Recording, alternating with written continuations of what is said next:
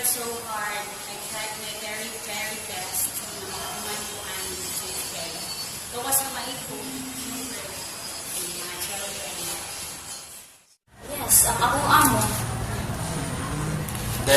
Siya may nag-support sa ako kay kanang wala kay ka-support ang akong mama kay kumbaga yung mga kalisod ng kuwan.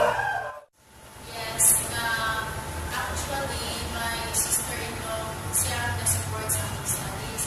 And then, ingon siya na ko for the meantime daw para na-ako'y kawian ba kayo rent na kaya ako so may suggest siya na atulan daw sa ako sa iyang igsuon para hindi ko may kabayad sa kalay sila lang daw ang mga allowance siya, dili siya sa iyon kay anang magtabang-tabang magsalpugilang ito then mag-study na gusto kami ng time ba work sa online and sa school. My parents, my father and my mother, they support my studies. That's why I study hard right now. Yes. So many support.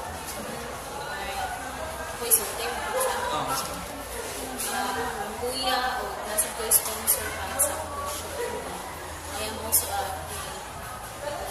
service scholar sa organization.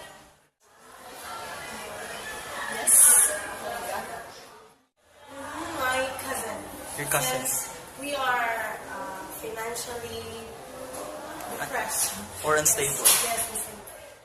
Yes.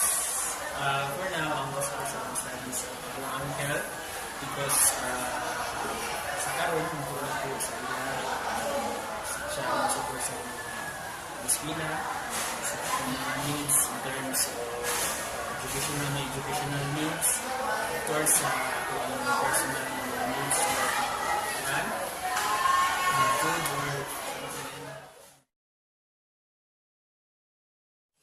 First, it's because I want to help my husband. Hindi sapat ang sweldo ba. And then, ang mga bata ay balitan ko na sa paningin. Kaya, dahil kayo ang time, labay, dakan, pag-college na sila.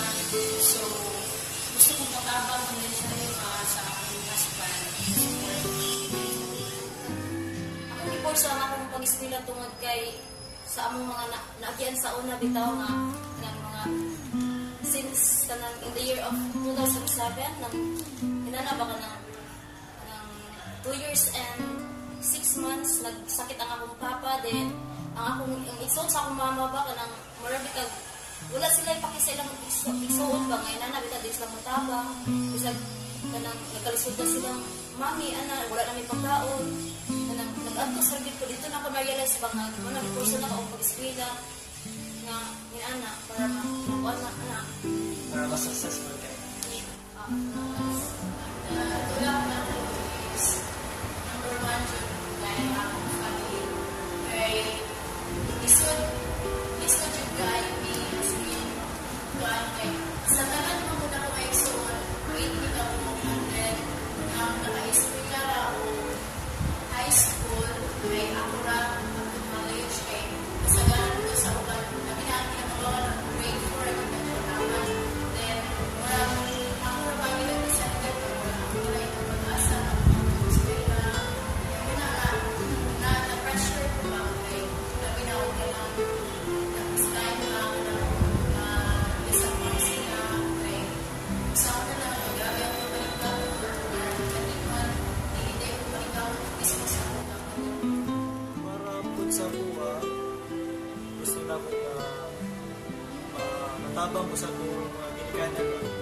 Kaya kung sa ilang gisakripisyo para na ko, maupod akong ihatag nila kay ginatanan, kay baka matayo tanan na mabot ang panahon na matiguwal ka, diba? So, tungkol sila po sakripisyo para sa buwa, munang, kung sa inaanak ko na magkapot karon, ako pong matabang nila sa mga pamilya o sa mga igsoon ako or mga paligid. parang successful in the future. Kailangan sa tiyo na kayo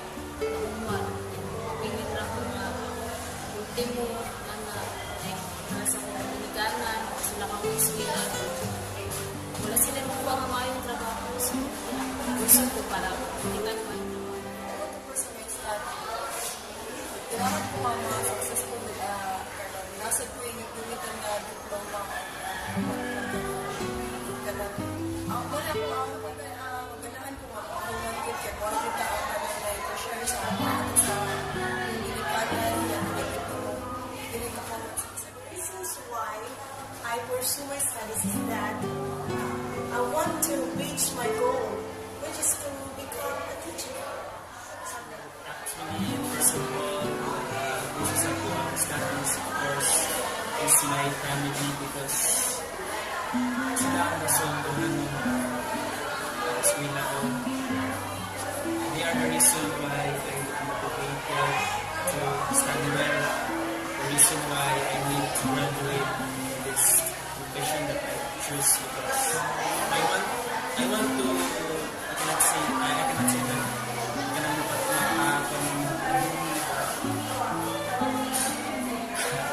well, as actually I am the oldest brothers.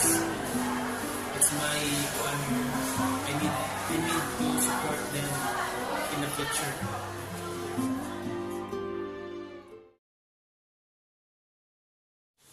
Sometimes, it's because if na yung mga activities sa school, we keep on refusing because sometimes may namin nga na lahat sa balay na kuwan, na yung mga bata at yung manunong na kay husband, syempre, you have to prioritize them kay o sige na lang kung kuwan sa school, nang sa po yung obligasyon aside.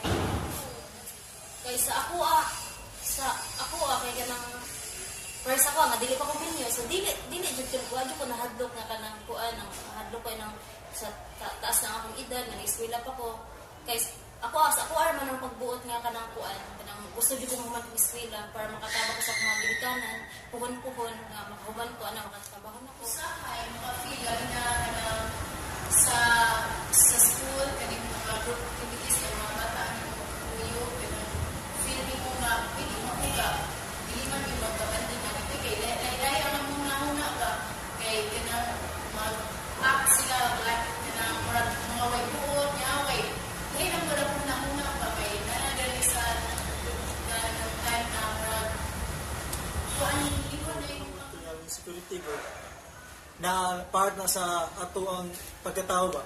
So, kita tanan, magka-feel din na. So, sa ako apod, in terms of study na ko, muna po ko nga, kani, murag, too much nga, tiguan ako, maibog ko sa una sa akong mga batchmate, kay sila, karon professional na, laing mga courses ang ilang gitake, nga, ako karon estudyante pa ko, bayan ko sa mga galingon ba nga, inilitaw, sila, kung pareha naman nasa una pero karon murag nanagwi pa man na siya kaning agwat or distance ba nga sila na ikaw estudyante pero dili siya babagi hapon kay paman sa pagkaron paman nahibaw pud ko sa mga galingon nga sooner or later makabot na ako usahay sa mga bata yung mga kauban ikaw sa magulangan hindi mo kay ibuwang na kay ka na sometimes, officer po ko ng isip ko siya po na ganito ako ng age. Especially mga classmates na mamut na kayo na po. Kaya limited na kayo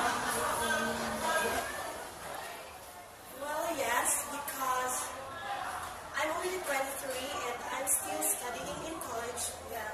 Even though supposedly I should be working right now, have a job, but unluckily I'm still in the college years.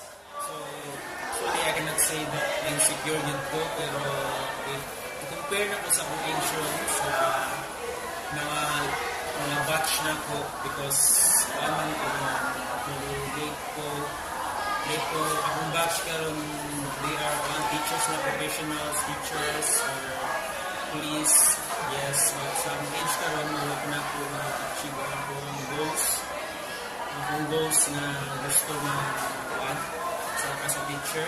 So, sometimes magkaroon na ako sa akong age karon kung i-compare na ko sa ila ba, sila with the same age na ano sa stage na sila sa ilang fulfillment sa dreams ako start ako sa journey to fulfill my dreams also.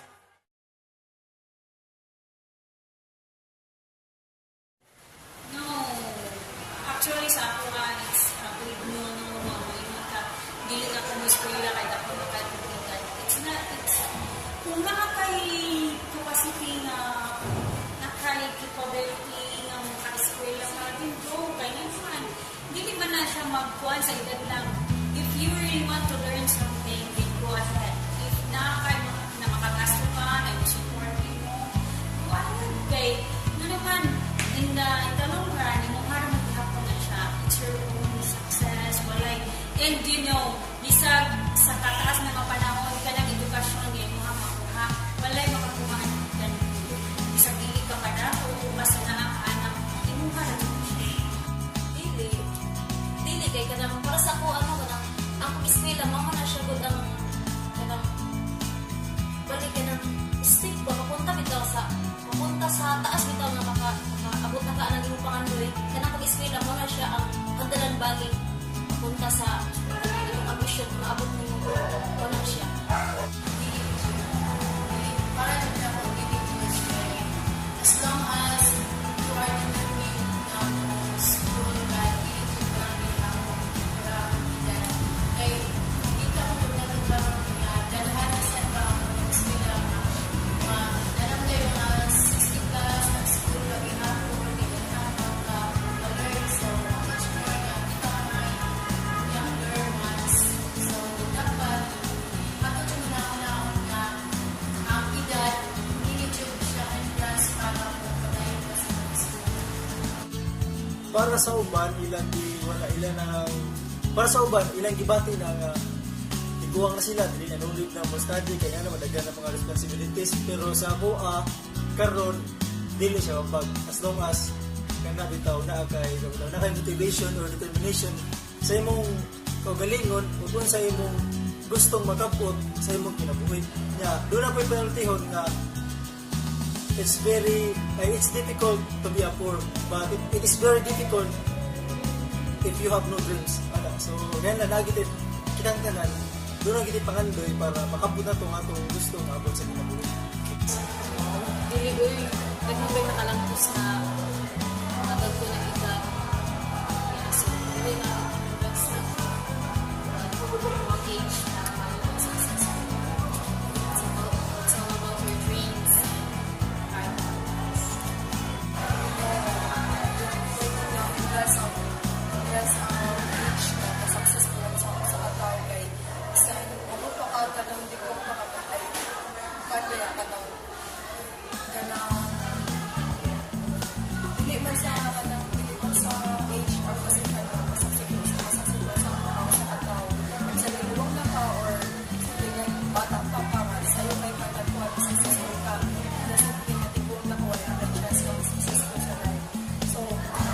Never stop learning there. So,